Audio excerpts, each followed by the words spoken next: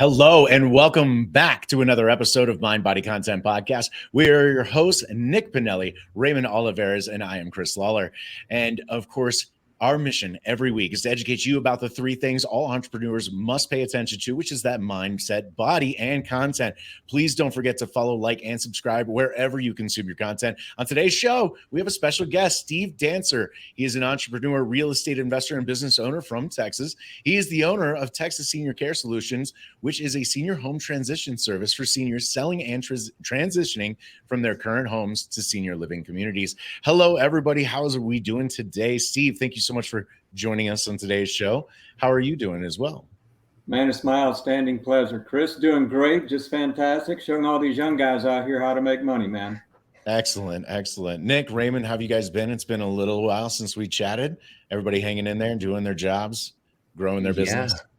Yeah, it's one of those things where it feels like a long time because so much stuff has happened in between last time we actually got to see each other. But that's kind of the world of the entrepreneur, right? I mean, if it's not changing, it's not growing. So, yeah, we like talked last week. So, but it's only been a week. Did we? Yeah, we did. It has been a lot. There's been a lot of stuff that's happened. There's been a lot. There's been good stuff. Yeah. Well, right on. Right. Well, let's dive right on into it. Nick, this is your guest here. You found Steve out in Texas in the wilds there. So why don't you go ahead and get it started? Let's find out more about Steve, what he's been doing, and what made him so successful throughout his entrepreneurial career. Yeah, that's exactly right. I was just walking through the forest one day. Totally wild. Forest Steve just in popped Texas? out of Like tumbleweeds, just like That's right. Okay. Nick, All right. I really thought the first time we met was, man, when you was walking through the post office, you saw my picture up there under America's Most Wanted. I thought for sure that's who we met at. Sure that wasn't it?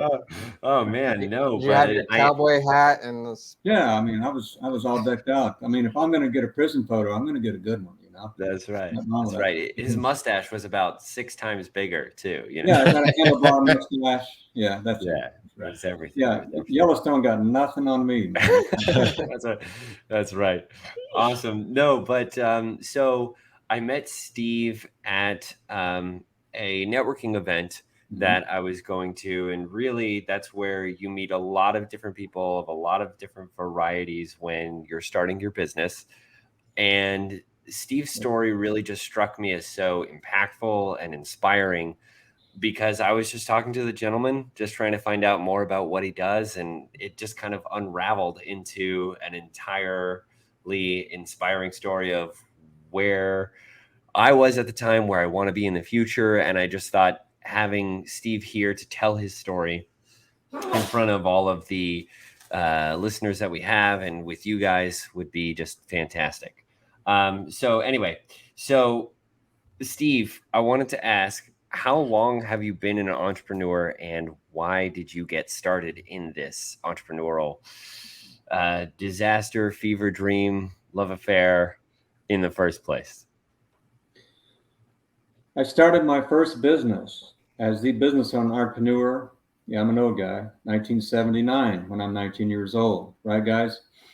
And actually, an uncle of mine, you know, everyone has someone that comes in and stands in the gap for them, you know. An uncle of mine helped raise me somewhat, is Uncle Clyde. He was a carpenter. He was a trim and cabinet carpenter and a framing carpenter that was a subcontract for other builders. When I'm 12 years old, my uncle put me to work. No kidding. I came to my uncle one morning right after school was out. I was 12, soon to be 13. I said, Uncle, my friends down the road were going fishing. These friends were going camping. These friends were going to do this and swimming. And my uncle says, great, Steve. Sound like your friends are going to have great fun. I'm a pretty bright kid at 12. I said, no, Uncle. I said, we're going to have great fun. He said, nope. He said, Steve, you're going to work with me. I'm 12 years old, guys, right? I'm going to go mow yards to make money. Yeah, really. And I said, no, Uncle. Pretty bright kid again. No, Uncle. There's such thing as child labor laws. You can't do this. And my uncle says, you're right, son. You're the child, I'm the law, and you're going to work. Okay. That was how I got started at 12 years old. 3 days later, I'm in Richmond, Rosenberg, Texas. Got a nail apron on. My uncle's teaching me how to use a nail gun. He says, hey, don't ever shoot yourself. It hurts. And so that was a great lesson for me to start with, right? And I learned how to hang doors and do trim work. And over the years, learned how to do all that work. Thank God every day, Uncle Clyde taught me a trade, which I was able to turn into a subcontracting business in 1979 at 19 years old. From 1979, when I started that business, working men twice my age, writing checks to them, until today I'm on this podcast, gentlemen. I haven't drawn a paycheck from anyone but me. Thank God, right? Been blessed. And so that's the short of it, but I'm sure you want to learn more. Yeah. Oh my that's amazing. gosh. Thank God every day for Uncle Clyde, man, because without that trade, I had to go learn how to make money after that. I made good money as a subcontractor and as a builder and developer, but I made even better money as a serious real estate investor and an entrepreneur and businessman. And so that was my start with tools on, working as a carpenter. Thank God every day I got that trade, man. Wow. What Can you still sling a hammer? Yeah. Better believe it. Better believe it, man. You still got it, huh? I work physically in my business. I was about to say, better question. Do you still sling a hammer? Do you? No. Well, only around the house, hanging pictures. Nice. These days, I point, I gather, I train, I trust, and I believe in people to do the work that I used to be very good at, still pretty good at. But I was an expert in my trade when I came up as a framer and a trim carpenter. I learned to do all that business in very high-end homes. These are homes that people lived in the Memorial area around Houston, which is very high-end homes. And these homes are in pecan plantations in Richmond, Rosenberg area back in those days. And these homes are very, very nice homes. So I learned how to build some of the nicest stuff you could build as a young man, and then started my business in 1979. And then in 1983, 84, I started my own general contracting business. But I flipped my first home as a real estate investor in 1981. I was HGTV before they were, God bless them, right?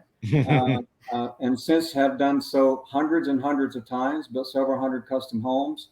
Been very blessed to do other entrepreneurial things, go and build an import business in Hong Kong and China, which is where I met my wife.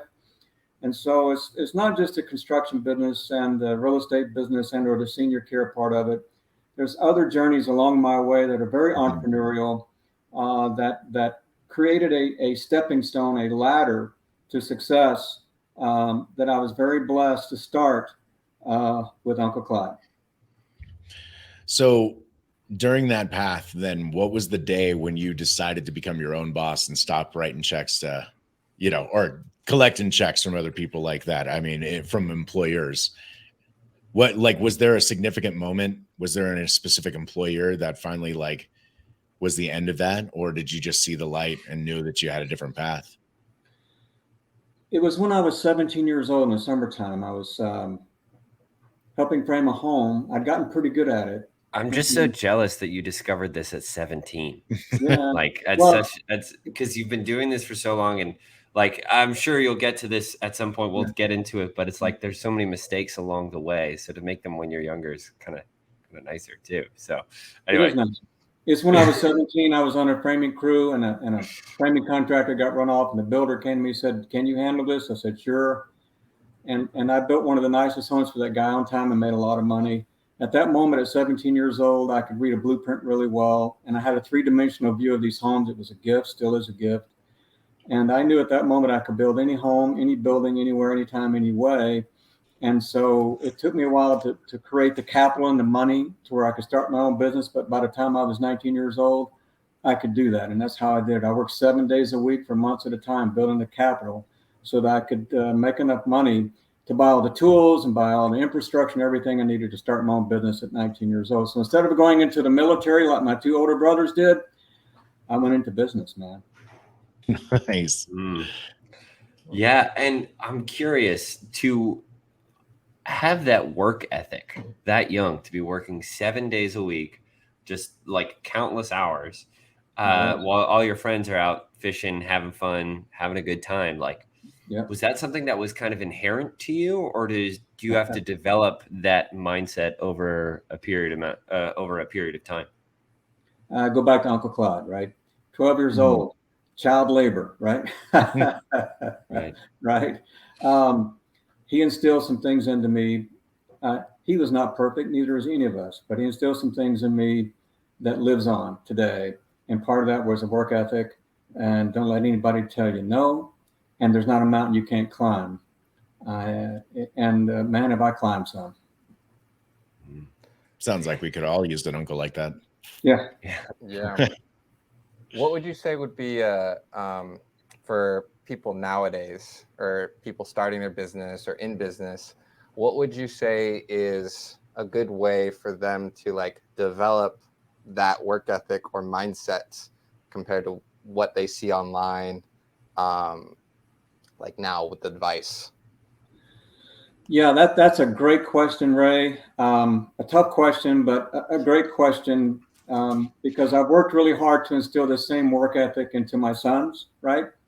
And, it is society today sort of shows people a different way, right? I'm not going to talk good or bad about it. Let me just say a different way, right? There's some different perspectives out here as to how you have success or not have success, or there's certainly a different perspective to care to have that kind of success, right? The passion to go and do what you need to do to have success. And so I always say, I'm working really hard. I'm out here showing these young people how to make money. And that's for the ones that listen. And so I encourage them to, one, have a hair on fire work ethic, because there's no other way you're going to get there. And it doesn't mean you have to own your own business. I encourage them to be an entrepreneur in the workplace, meaning act like an entrepreneur where you are and how you are. You're in a job, you're trying to get there to maybe open a business. That's great.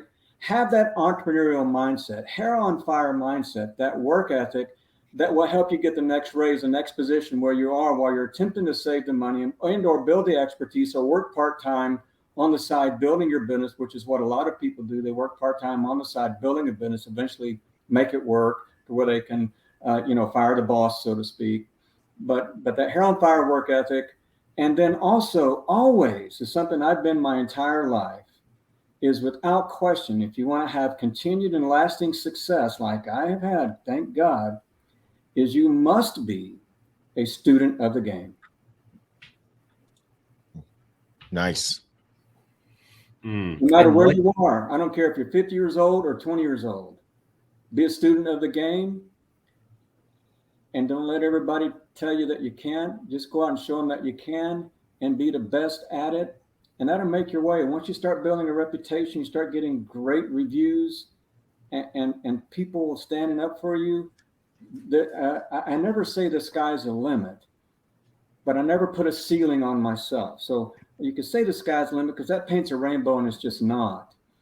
But what I don't do is I allow no one to put a ceiling on me. That's until today. No one ever puts a ceiling on me, and I certainly don't put one on myself. To me, the only ceiling that you can put on as trying to get somewhere in a job, as acting like an entrepreneur in a job, be an entrepreneur where you're at, become successful, get raises, get promotions, and be an entrepreneur in what you're doing, because your management is looking for you to be that person. They're looking for that person that steps up and sets himself apart, right? And so That's how you can do it. You don't have to own the business to be an entrepreneur. You can do it in a job. If you want to do it in a business and go do the job well and make more money, then you can start your business, right? So in other words, you got to start somewhere. But never, ever, never did I put a ceiling on Steve Dancer, and never, ever, ever would I allow anyone to put a ceiling on me either. Nice. I'm loving it. All right. Fire passion right there. Yeah, I know. Steve, you said one of the keys was being a student of the game. I'm curious, do you have an example of a time when you realized that there was so much more to know in your business? And if you felt, if I just learned this one last thing, or if I worked this or did that, that I could grow my business even to another level? So what is a student of the game in the eyes of Steve Dancer? Okay, hello. Goes back to Uncle Clyde again, but I'll go beyond that. Man, I like this. We need to get Uncle Clyde on the show. That's right. Unfortunately, Uncle Clyde passed away about 25 years ago. Oh, sadly. But he instilled some of those things in me. But I understand where you're coming from on that. But then, I took what he gave me because he attempted to get to the mode that I got to. He tried to get to the builders, to be a builder, a general contractor. He efforted mightily and never quite made it. And so he told me one day when I'm 16 years old, he says, "Steve, you're really talented. I think you can do really well. I'm not sure I'll ever make it to where I want to go. I'm going to try, keep trying and efforting, but I think you got the talent to do it. I want to see you make it there." So when I started my own business in 2019, my uncle was really proud of me. He said, "You got to go do your own thing." And then when I became the general contractor, the big guy on the dotted line where everybody else is working for, like all the subcontractors, I did that in 1984. Distinctive Homes by Steve Dancer, right? The first person I called to let them know, of course, was Uncle Clyde, right?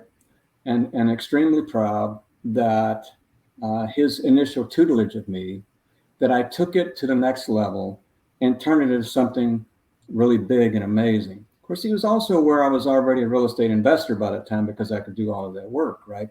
And so you got to have something to look forward to. You can't put a ceiling on yourself, and by no means let no one on this planet put a ceiling on you, and let the light of success guide you. But success doesn't normally mean, or doesn't only mean, money. Success means success in your family, in your private life and personal life. And if you could do the money and the business thing all the while you're doing all of that, I never let anybody put a ceiling on me in those areas as well. I always strive to be the best dad, the best husband, the best everything, right? And the best at what I was doing. And oftentimes I succeeded, right? Been blessed, really blessed. Wow. Yeah, I just absolutely love that mindset of never letting anything stop you or put a ceiling on you. It's not always the easiest thing to do or say to yourself, but if you allow yourself to continue on, no matter what barrier is going to come in your way, because let's face it, as entrepreneurs, we all know that barriers will be there. Like it's not like, oh, I can do this if I just got around this. It's like, no, you have to get through every single time. So I'm loving that mindset. And then Steve, this is actually a conversation that Ray and Chris and I have had on this show before, is the definition of success. Like when we talk with clients, one of our biggest things is how do we define success? And most people might say, oh, I want a monetary value or a monetary gain, but it goes so much further. Well, why do you want the money? Because I want to spend more time with my family. I want to have deeper relationships with, I want to do X, Y, Z, So I'm really curious, Steve, and really anyone else too. How has that definition of success that you have for yourself driven you to the next level of your business? Well, great question. I have high expectations for myself. I have high expectations for the people around me. And I set those expectations. You want to succeed? Follow me. That's what I tell people around me. You want to succeed? Watch what I do. And here's the issue with that. When you're growing up young as an entrepreneur, for sure, it's really tough because you're trying to build a financial base that will carry you through to the next level, right? And so there are times, as strong as I am, as making sure there was no ceiling on me as a dad or a husband, there are times when you're an entrepreneur where you're not going to be able to work 8 hours a day. And that's tough when you know that you want to be home at that 8th or 10th hour, but you know that also if I don't stay and get this done, I'm not going to make the kind of money for my family or build the kind of security for my family, not just now, but later, that generational wealth that everybody aspires to build. I'm not going to do that unless I put these hours in. So there may be times in my younger years and even on up into my 40s where I would work 7 days a week for a straight month to get myself over a hump so that I could go to the next level. And then I could spend that time with my family, knowing that I'm building towards something that is not just now money, but later money, financial security. And of course, it always helps to have a family that understands that, right? And is along for that ride as well, right? And that's not easy. It's not easy. But gentlemen, if it was easy, anybody could do it. True that. True that. I have a question about Take it, Raymond. so those times where kind of like I feel like everyone has times where they feel like they want to quit, they want to like stop, or they're like, it's just awful. Like, what kind of conversations have you had with yourself that have gotten you through those times? Or has it just been other people helping you, the support team, or like what gets you through like your worst days? One is, don't make excuses. Don't blame anyone else, even though there's plenty of people to blame. Right? Sometimes things happen that aren't your fault. They're not. And oftentimes it's not your fault. You've done a lot of great things, and there's some people around you that just totally screwed up and that you had to overcome. Get ready for it. That's going to happen almost every single day, because if you're a hair on fire entrepreneur, you're going to have to do your work and others to get it done. No joke, right? And so don't blame anybody else. What I do is when those kind of things happen, and still maybe even today, when those kind of things happen, here's what I do. I go take a look in the mirror and take a look at that person in the mirror, and I say, no excuses, Steve. You got to get better. You got to grow. You got to become a BBB. No, not Better Business Bureau, right, guys? No. You got to become a bigger, better, badder Steve if you intend to win when this happens again, so that it don't happen again. And I put the onus on me, and I always took that pressure well, because I didn't let anybody stop me from doing anything. Michael Jordan said one time when he was in business, he said somebody asked him, how do you get over all these mountains and these walls when you run up against them? Michael Jordan said, I got a 40-inch vertical, right? Well, guys, last time I checked, I maybe have about a 15-inch vertical. You know what I'm saying? I'm not the athlete Michael Jordan ever was and never will be, right? But what I am is a hair on fire entrepreneur. If there's a wall I come up against, there's not one thing I haven't been able to bust down in my life. Because when I go take a look in that mirror and I challenge myself to grow and be better, I do grow and I get better. And I know how to handle those challenges in the future.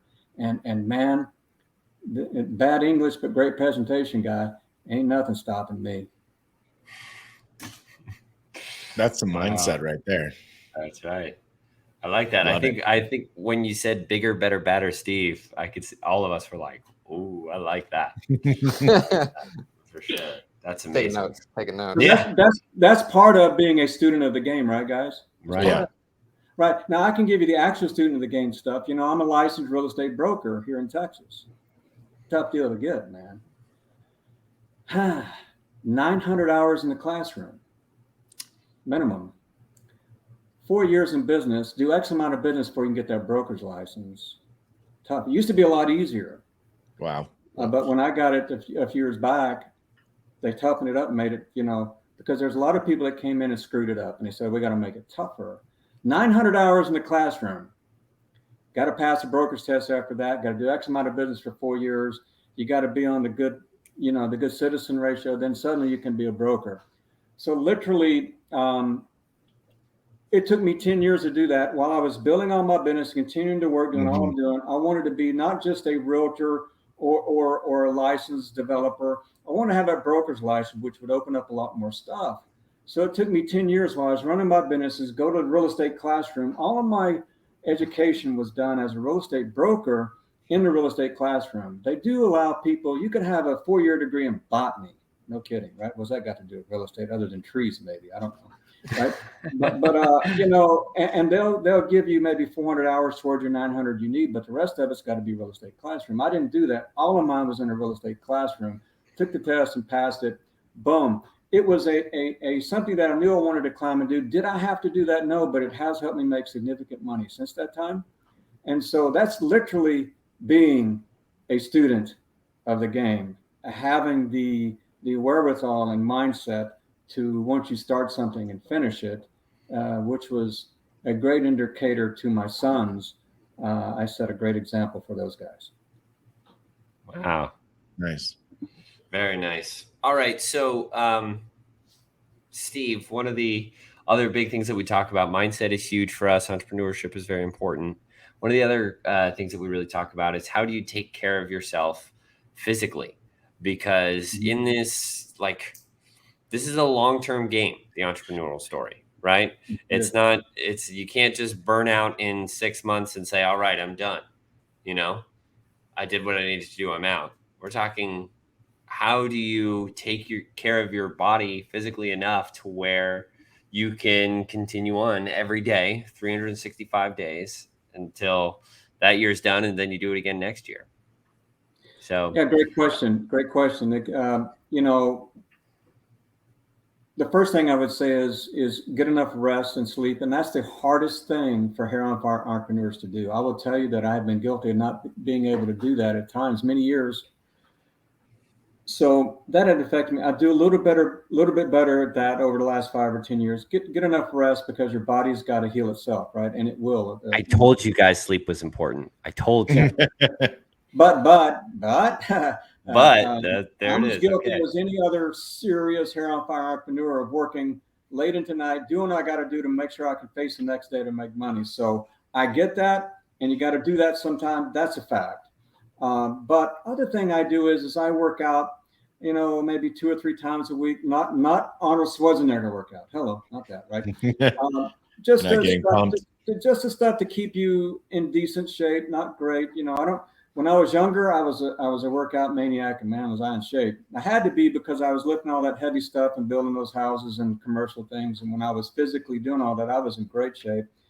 And, I weighed maybe 170 pounds, but I was, all muscle. I was probably stronger than some of the 250-pound guys that was there, until I eventually learned how to make money instead of having to use all the muscle to make it, which was good. I made a good living. But I also take some great supplements that help take care of my body well. And so that is an important question. You're not going to get to where you want to go unless you take care of your body, mind, and spirit well. You got to do all three. Body, mind, and spirit are all a part of the game plan.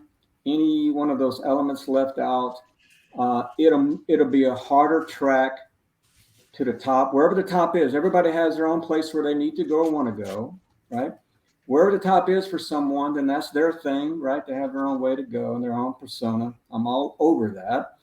And so, but you got to have the body, mind, and spirit sort of thing as an envelope of helping you succeed. Because, man, if your mind and spirit are at ease enough to put the physical effort in to do what you need to do, you got a better shot at making it to the top, wherever the top is for you.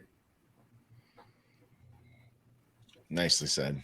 Oh, all of it's been nicely said. He knows who he is. Yeah, he does. That's right. I love it. Okay, so you've done a whole bunch of different entrepreneurial avenues, right? You've had multiple businesses, stuff like Yes. that.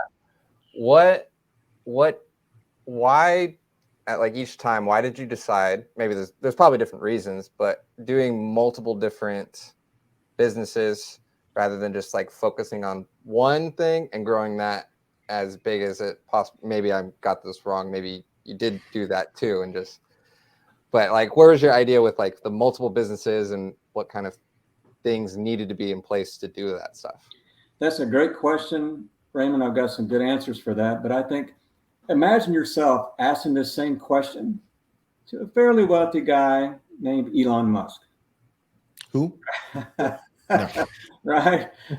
Look, he's a multi-billionaire, right? Look at all the different things that he does. He's driven, no doubt about it. Really smart, no doubt about it, right?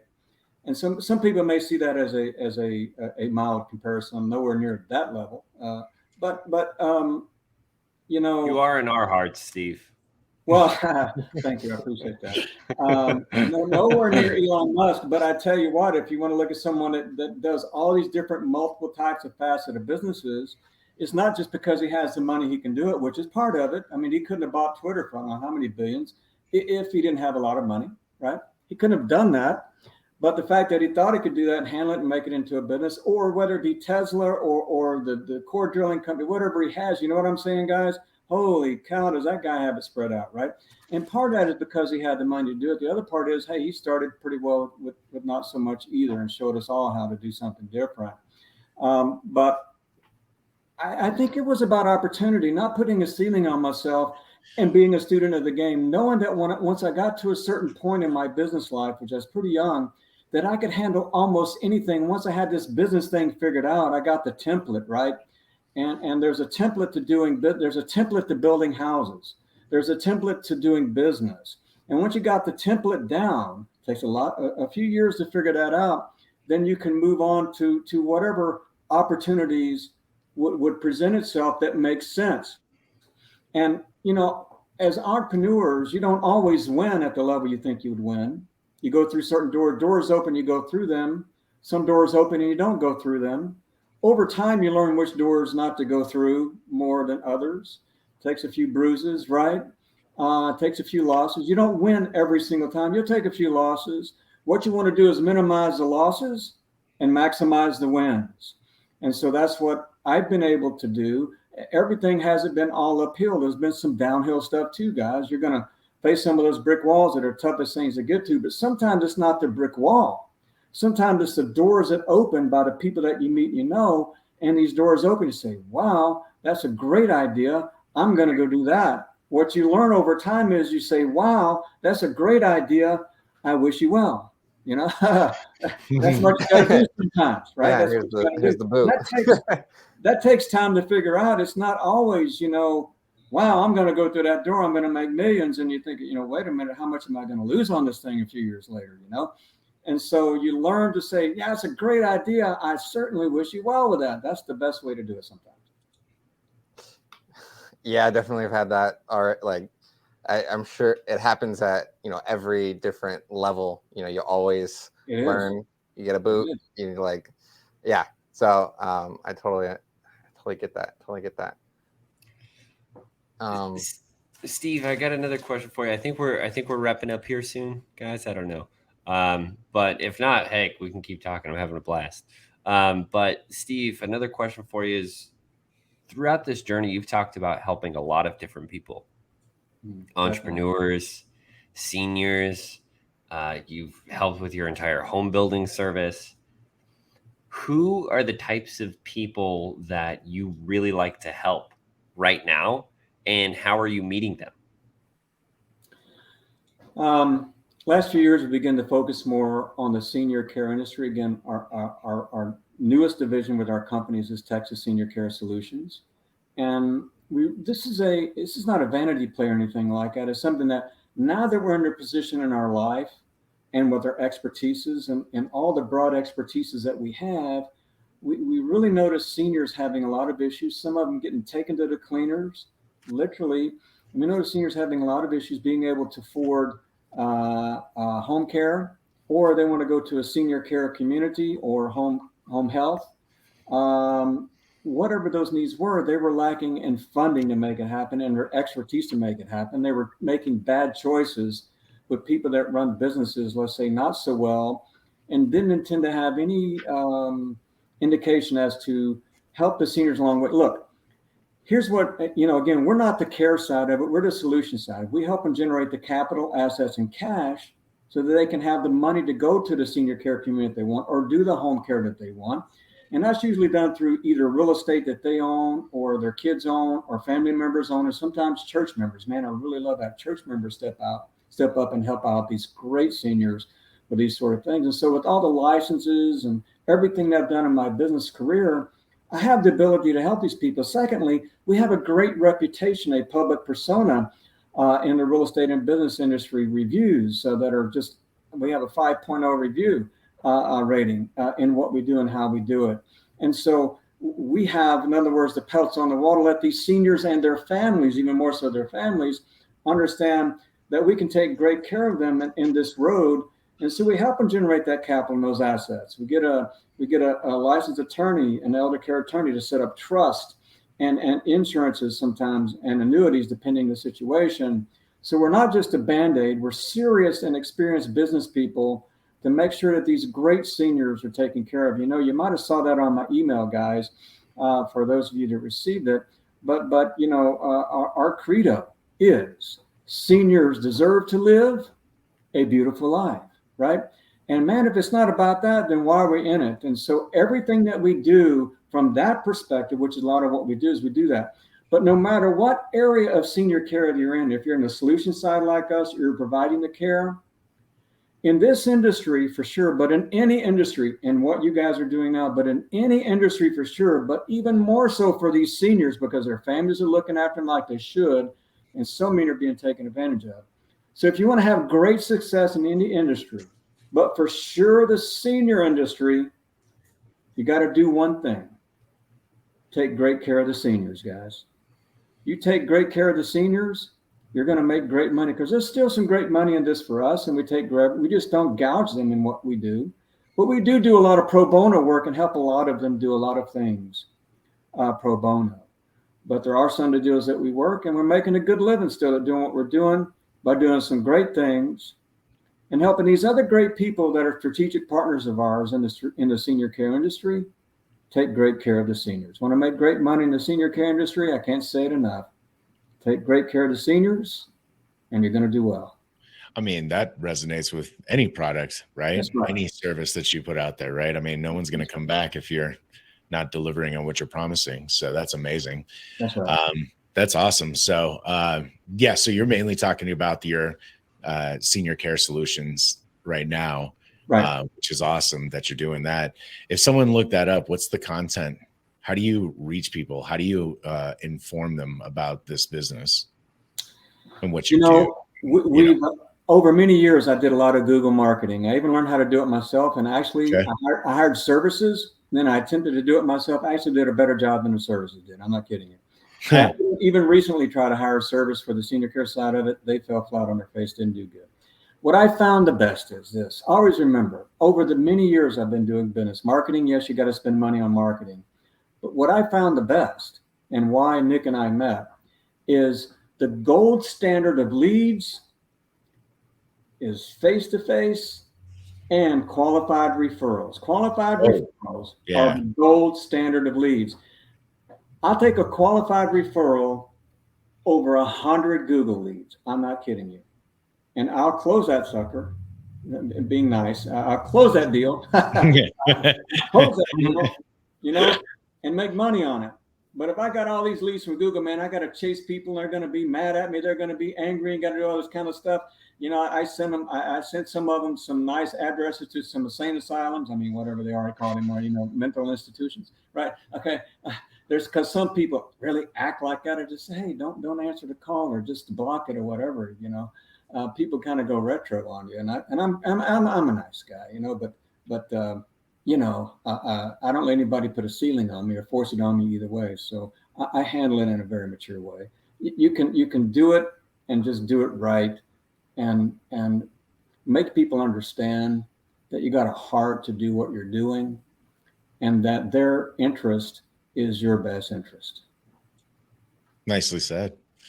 Well, Steve, thank you so much for coming on the show today. This was a pleasure getting to know you.